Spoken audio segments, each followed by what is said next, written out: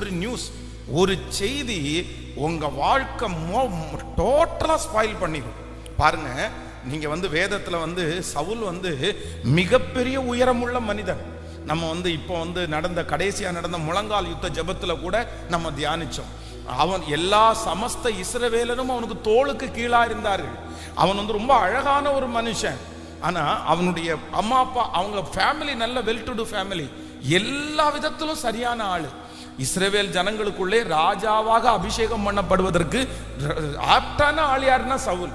ஆனா ஒரு நியூஸ், என்ன நியூஸ் அப்படின்னு சொன்னா, சவுல் கொன்றது 1000, தாவீது கொன்றது 10000. இந்த ஒரு நியூஸ் அந்த இடத்துல தாவீது என்கிற ஒரு மனுஷனை குறிச்சு பெருமையா பேசுறாங்க. இந்த சவுல் என்கிற ராஜாவை குறிச்சு தாழ்த்தி தாவீது என்கிற ஒரு மனுஷனை குறிச்சு ஒரு பெருமையா பேசுகிற ஒரு நியூஸ்.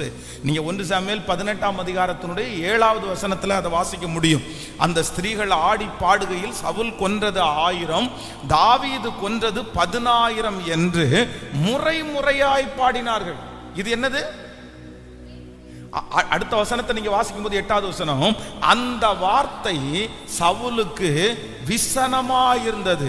அவன் மிகுந்த எரிச்சல் அடைந்து, தாவீதிற்கு 10000, எனக்கோ 1000 கொடுத்தார்கள், இன்னும் ராஜாங்கம் மாத்திரம் அவனுக்கு குறைவா இருக்கிறது என்று சொல்லி அந்நாள் முதற்கொண்டு சவுல் தாவீதை காய்மகாரமாய் பார்த்தான். ஹல்லேலூயா.